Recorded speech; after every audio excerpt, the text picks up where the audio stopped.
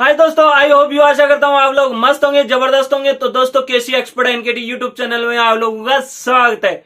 तो दोस्तों, आज हम Indian railway largest VRS scheme के बारे में बात करने वाले हैं। ये स्कीम क्या थी और ये कितने दिन चालू रही और ये स्कीम को क्यों चालू रखा गया था, क्यों चालू किया गया था और ये इस स्कीम को क्यों बंद किया गया, जानेंगे इस वीडियो में। तो बने रहिए वीडियो के अंत तक। और इस स्कीम को कैसे हम चालू कर सकते हैं, दोबारा चालू करवा सकते हैं। तो दोस्तों, इस वीडियो में हम संपूर्ण जानकारी देंगे, तो बने रहिए वीडियो के अंत तक। और मैं सभी को ये बता देना चाहता हूं, ये स्कीम एक ऐसी स्कीम थी जो एक माता पिता, जो कर्मचारी था रेलवे का, जो भी रेलवे के कर्मचारी थे, वो अपनी स्वयं की इच्छा से अपने बेटे या बेटी को इस स्कीम के तहत अपनी जगह रेलवे में लगा सकते थे और खुद रिटायरमेंट ले सकते थे, खुद रिटायरमेंट हो जाते थे और बच्चे को इस स्कीम के तहत लगा देते थे। तो ये स्कीम क्यों तो चालू की गई, क्यों बंद की गई, मेन मुद्दा ये है। तो दोस्तों, इस स्कीम को चालू तो ये 2004 में की गई थी। इसकी चर्चा की गई थी 12 और 13 जुलाई की जो बैठक हुई थी, उसमें श्रीमान रेल मंत्री जी नीतीश कुमार जी की अध्यक्षता में इस लार्जेस्ट वीआरएस स्कीम को चालू किया गया था। चालू नहीं किया गया था उस दिन, इसके बारे में सोचा गया था, इसके बारे में विचार किया गया था 2003 में जुलाई में। फिर इसको लागू किया गया 2004 में।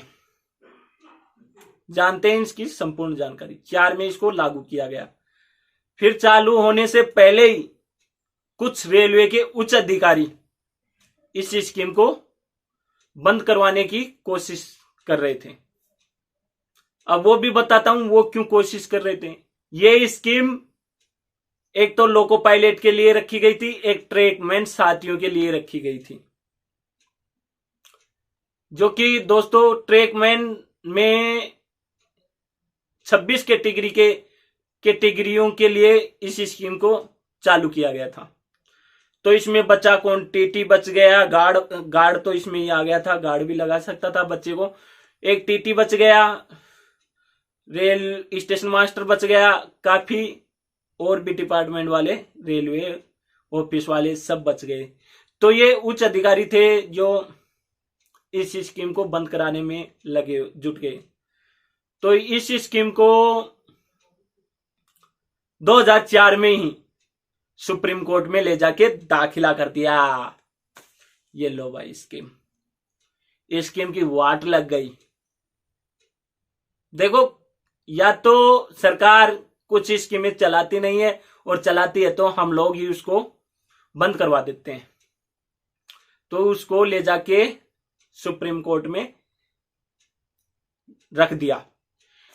अब रख भी क्या दिया, अब उनके सामने तो कौन बोल सकता था, रेल मंत्रियों के सामने। परंतु जो सुप्रीम कोर्ट है वो सर्वमान्य है। तो एक ऐसा प्रस्ताव रखे उच्च अधिकारी कि ये स्कीम संवैधानिक रूप से सही है या फिर गलत है। वो उच्च अधिकारी ये प्रस्ताव भी रखे कि ये स्कीम गलत है संवैधानिक रूप से, इसको तुरंत बंद कर दिया जाए। सुप्रीम कोर्ट को बोला गया। अब सुप्रीम कोर्ट इस पे नजर डालते डालते 6 साल बीत गए। आपको पता ही है, कोर्ट के काम तो बहुत ही अपने भारत में बहुत ही लंबे चलते हैं, कोई अता पता ही नहीं। तो 6 साल लगा दिए। फिर इस स्कीम को घोषणा की गई 2010 में कि ये स्कीम संवैधानिक रूप से सही है। देखो, इसको सुप्रीम कोर्ट ही चालू किया था, सुप्रीम कोर्ट ही इस स्कीम को बंद कर रहा है। ये सुप्रीम कोर्ट बोला ये संवैधानिक रूप से सही है, इस स्कीम को लागू रहने दो। तो इस स्कीम को 2010 में चालू हो गई और कई कर्मचारी इस स्कीम का फायदा भी लिए, लाभ भी मिला कई कर्मचारियों को। और कई कर्मचारियों को अभी तक लाभ नहीं मिला। ये नाइंसाफी है दोस्तों, ये बहुत बड़ी नाइंसाफी है। हाँ दोस्तों, ऐसा नहीं था कि कर्मचारी 5 साल हो गए ड्यूटी कर ली फिर अपने बेटे को लगा दिया, नहीं, इसमें ऐसा भी नहीं था। इसमें कुछ शर्तें रखी गई थी और कुछ शर्त नियम सब रखे गए थे, उसके हिसाब से ये इसको सोच समझ करके चालू किया गया था।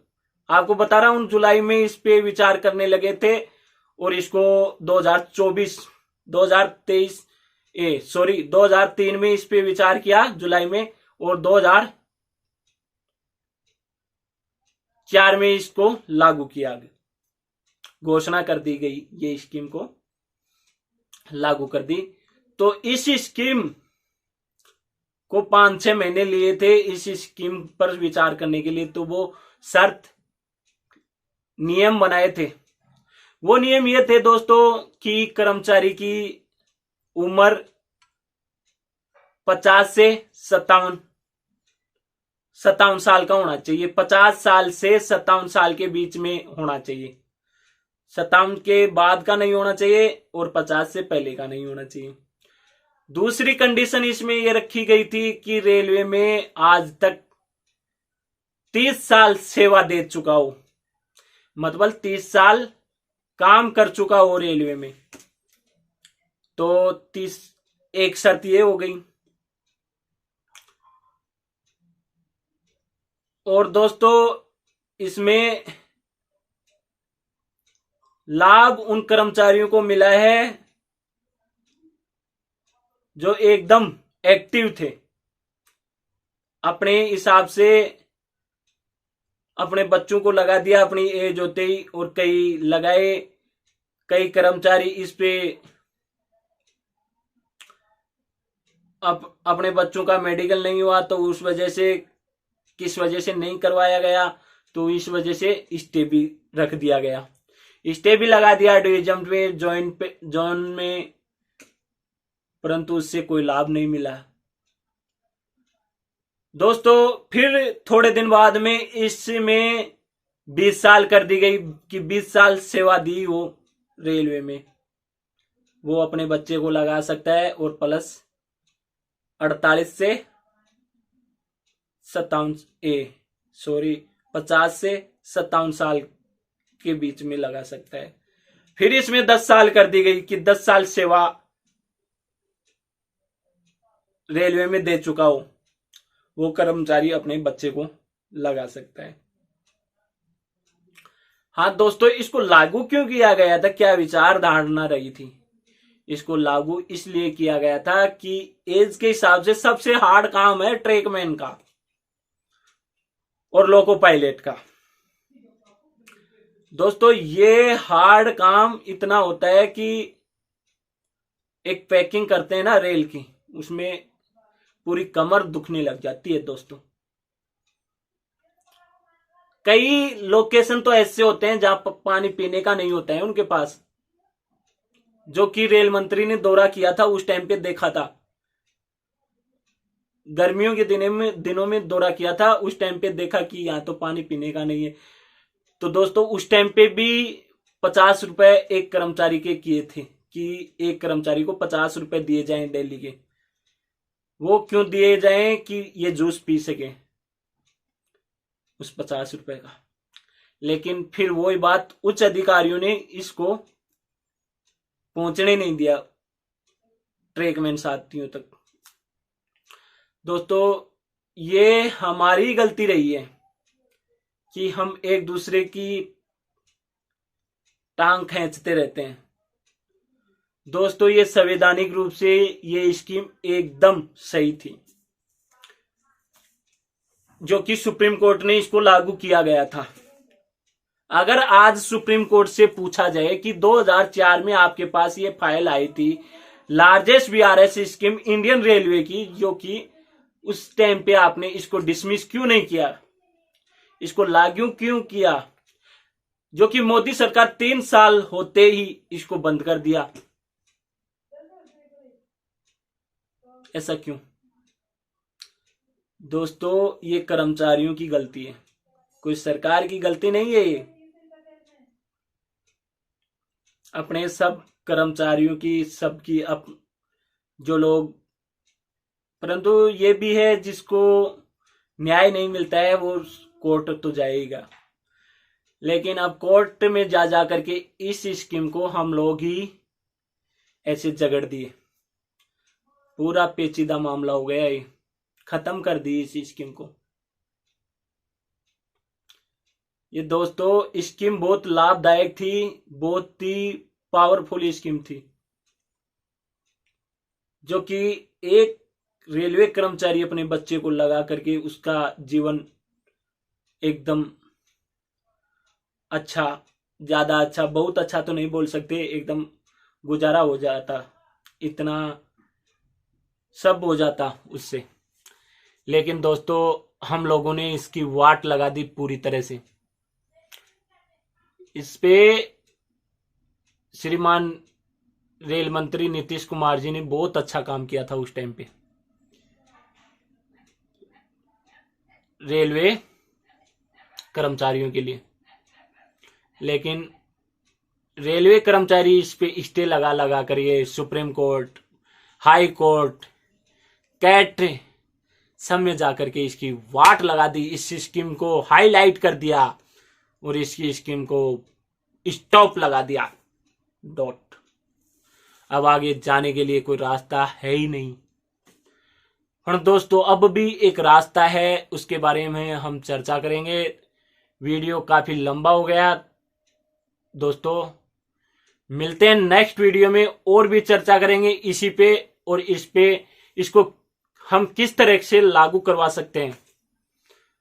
ये दोस्तों हम लोगों पे डिपेंड करता है कि हम इसको कैसे चालू करवाएं फिर से, और कहां कहां कौन कौन सी हद तक हम पार कर सकते हैं, कौन सी हद पार कर सकते हैं, कहां जाने से ये स्कीम चालू होगी, कितने रुपए खर्च करेंगे। तो दोस्तों आप मेरे साथ लगोगे तो डेफिनेटली इस स्कीम को चालू करवाऊंगा। दोस्तों 1 रुपया किसी को मत देना, या आज मैं कह रहा हूं, ऐसे लोग आए थे जो कि 25-30 हजार रुपए हर कैंडिडेट से लेकर के रफा दफा हो गए, जो कि वकील खड़ा ही नहीं किया सुप्रीम कोर्ट में। ऐसे भी लोग थे जिन्होंने 50-50 हजार रुपए के दे करके वकील किए थे।